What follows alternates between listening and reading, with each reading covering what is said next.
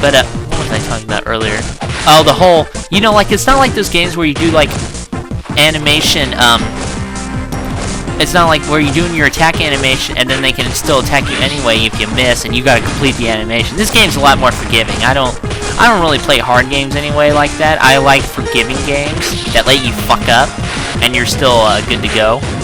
Because, well, I mean, sure, there's a challenge in playing really hard games and beating them, and usually gotta swear them out, you know. But sure, that's fine. You can have those in those kind of games, but I just don't play those kind of games because I want something I can, you know, beat without too much trouble, yet, you know, something to really enjoy. And here's another event battle right here. This is the really narrow part I was talking to you about earlier. But you can clear this one pretty easily by doing that staff throw. Krillin doesn't have a staff throw, though. He has a multiple hit kick in the air, so his game's a bit harder. But it's still pretty beatable. And now here we are at the boss. In this boss battle, we're going to fight Pilaf, and I think that guy's name is Shu. The little fox ninja, I'm not sure. I'm not even sure what the girl's name is. The girl shows up later in like a cool boss battle where all three of them have like robots and they combine into one. It's really awesome. When we get to that, you'll see what I mean. But right now, Pilaf's pretty much saying, give me your Dragon Ball. And Goku's like, fuck you, I'm not gonna do that. So Pilaf decides to take it by force, like all good evil villains should do. And when you first do this boss battle, you'll see what it is in a moment. It's 2-on-1. And when you first do this boss battle, it may be a bit hard because you have to focus on two targets, but as I do right here, you know, eventually you get used to it. Now, like I said, two targets, Pilaf and Shu. Shu's in the big robot, Pilaf's in the little robot. You want to take out Pilaf first. Not only does he pose the most danger, because he can jump around, invincible like that, block you, grab you with his extendable limbs, and throw you, he also has only one bar, as where Shu has two. So you want to take out Pilaf first, for those reasons.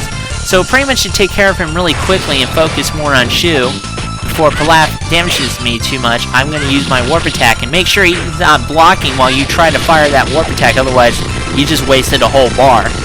And a little bit more effort from me here, and Pilaf's pretty much out for the count. Like that, sometimes he'll block, so you gotta be careful for that. And now that Pilaf's dead, you get to fight Shu. Now, Shu's got three moves. First off, he has his flamethrower, which I think he's about to do, from his little tube up there. Yeah, there it is, right there. He's got a flamethrower. He has a missile, which he shoots out from underneath the cockpit. And he has another move that he's doing right now. It's a jump and stomp move. Make sure his shadow's not over yours when he tries to come down, otherwise you're going to get smashed and you're going to go flying. And sometimes he does this 2 or 3 times successively.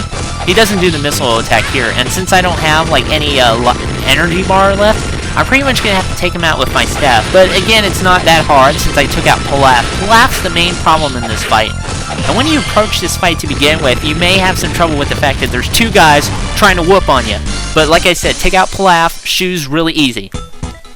Now, even though they won, Pilaf's going to have the last laugh, because in a badly animated cutscene, he gasses everyone and steals the Dragon Balls anyway. So basically, you just went through the stage for no real reason. But then again, those who have seen Dragon Ball know what's going to come up next anyway. And it's pretty much the only point, like I said earlier, where Oolong actually proves his worth. Bulma wakes up a bit too late and realizes what's happening. So Pilaf goes to the Mushroom Kingdom to go wish for world domination. And I really wish these cutscenes were animated better. It's just like pictures of people and text. I really wish there was more effort. Maybe like screenshots from the show. That would have been really nice. Pilaf voiced his request really slow, which allows Oolong enough time to jump in there and be a pervert and wish for a pair of girls' underpants. Shenron's like, okay, I did it. I'm gone.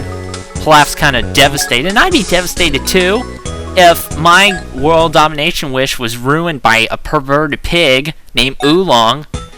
Shoot, Oolong's not even happy about this. Look at him. This is the only thing he does in the damn series. If he does anything else, someone tell me, okay? Because I haven't seen it, like I said. I haven't bothered to wiki it.